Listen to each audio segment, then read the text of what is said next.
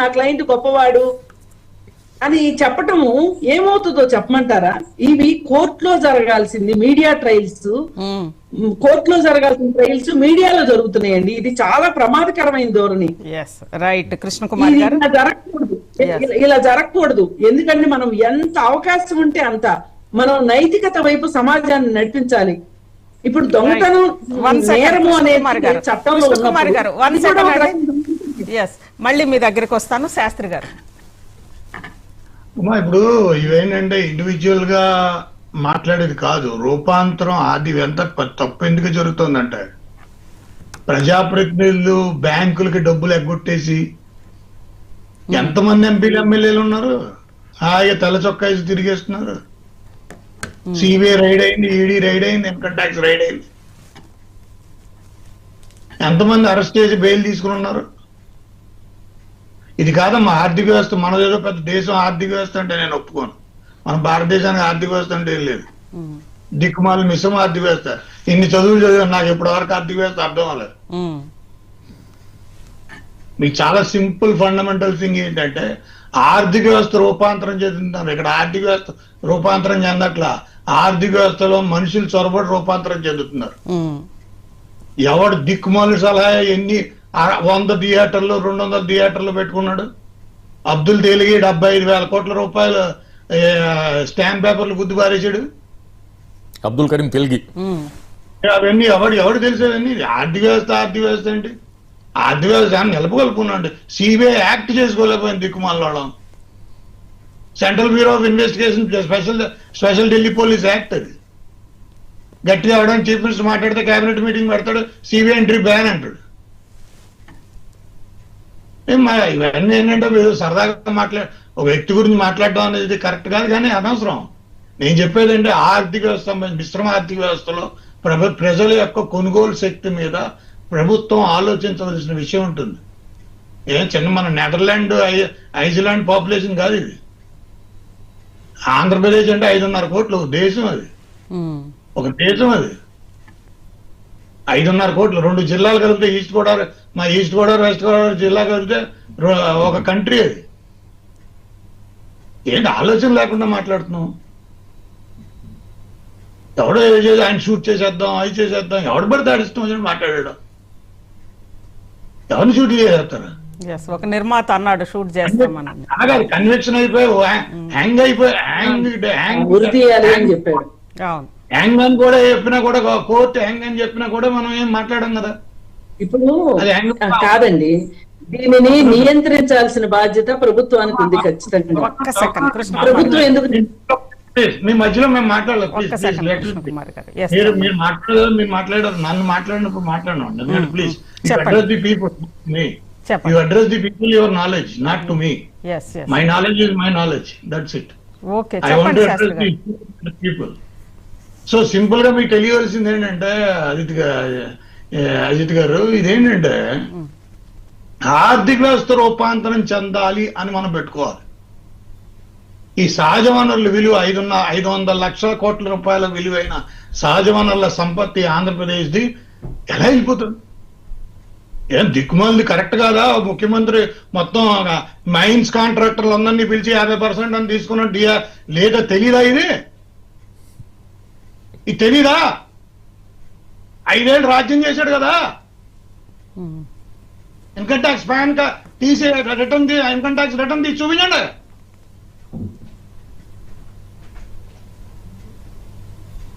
ఎలా వచ్చేసింది ఆదాయం? ప్రజల ఆదాయం కదా, ప్రజల ఆదాయం, ప్రజల సంపద.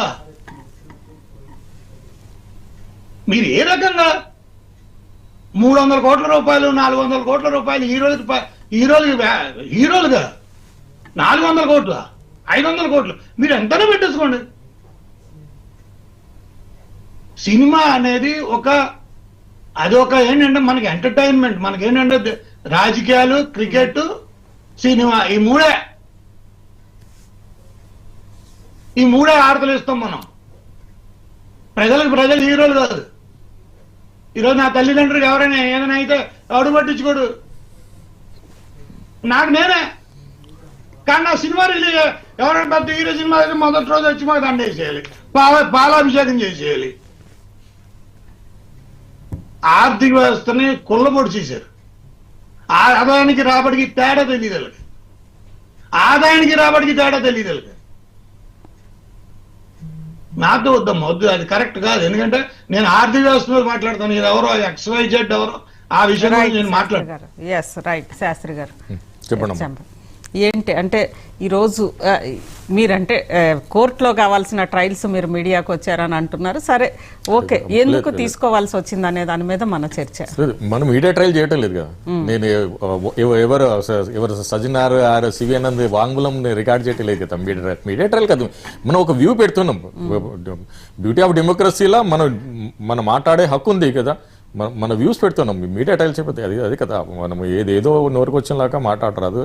నేను అది మీడియా ట్రయల్ ఎలా అవుతుంది? ట్రయల్ కోర్టులోనే అవుతుంది. ఈ కేసు ఎందుకు తీసుకున్నారో మీరు అడిగారు, దానికి రీజనబుల్ జాబ్ నేను ఇచ్చాను. అంటే వైజాగ్ మాత్రమే అన్నారా, అంతకు మించి ఇంకేదన్నా ఉంది? వైజాగ్ ఉంది, లోకల్ ఫీలింగ్ ఉంది. అది ఇంకా ఇటువంటి కేసుకి మంచి లాయర్ కావాలి.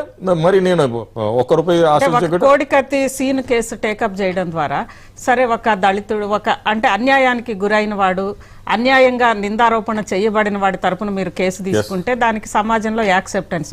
కానీ ఇదేంటండి, ఇది అంటే ఇంత ఒక సినిమాల పైరసీ కారుణ్ణి మొత్తం పోలీస్ వ్యవస్థను ఛాలెంజ్ చేసి వెళ్ళిన వ్యక్తిని ఆ తరపున తీసుకుంటే ఈజీ. ఇప్పుడే మా చారి గారు ఏమన్నారు, 50% కమిషన్ అడిగిన సీఎం ని మనం ఆరాధిస్తున్నాము. ఇతను అదే అయితే చేయలేదు కదా. ఎవరు డబ్బులకి కూడా ఆయన ఇది చేయలేదు కదా. ఆయన ఏదో బొర్ర వాడి అతని మైండ్ సెటప్ తో ఏదో సిస్టమ్ తయారు చేసి సినిమా ఫ్రీగా ఇచ్చారనే కదా అతని మీద ఆరోపణ ఉంది. కానీ ఆర్థిక నేరాలు ఏం చేశారు? చేసేంత పైరసీ చేశారనే కదా అతని మీద రిమైనింగ్ ఏది గేమింగ్ యాక్ట్ పర్మిట్. ఆయన హీరో అన్నాడా? అతని హీరో ఫిగర్ ఉన్నాడా? ఆయన చేయలేదు కదా. అరే చేసిన రానా చేశారు, కాజులు చేశారు, వాళ్ళ మీద గేమింగ్ యాప్లు అందరినీ మళ్ళీ సినిమా వాళ్ళే పోయి వాటిని కూడా ప్రమోట్ చేశారు, వాళ్ళే ప్రమోట్ చేశారు. మరి వాళ్ళ మీద FIR చేశారు, కానీ వాళ్ళకి అరెస్ట్ చేయలేదు. ఎందుకు 41 నోటీస్ ఇచ్చారు? అవునా కదా. అప్పుడు కూడా నాతో మాట్లాడారు, FIR ఏంటి ఏమైతే లేదు, 41 నోటీస్ ఇచ్చి పంపుతానండి. మరి ఇదే పోలీస్ అక్కడ వీర ప్రతాపం ఎందుకు చూపించలేదు? సో జనరల్గా అదే కదా ఇప్పుడు అండ్రెస్ట్ వస్తుంది. ఎందుకు చిన్న చిన్న పిల్లలు దీంట్లో ఇదే అవుతున్నారు? సో అన్ని ఎక్సెసిబిలిటీ ఉండాలి కదా. Right to education, right to food, ఎంతో రైట్ టు మూవీ కూడా ఒక చట్టం తీసుకోరండి. సినిమా టికెట్ 150 రూపీస్ పెట్టండి, అందరు ఫెస్టివల్ లాగా ఫీల్ అవుతారు కదా. ఇప్పుడు ఎగ్జిబిషన్ నాంపల్లిలా ఉంది, 70 years నుంచి అవుతుంది. ఇన్ని షాపింగ్ మాల్ ఉంటే కూడా జనాలు వెళ్తున్నారు కదా, అక్కడ టికెట్ తీసుకుని వెళ్తున్నారు కదా. సో డిఫరెంట్ ఏముండదు కదా. ఇక్కడ ఉన్న వస్తువులే అక్కడ దొరుకుతాయి, కానీ ఒక ఉత్సాహం ఉంది కదా.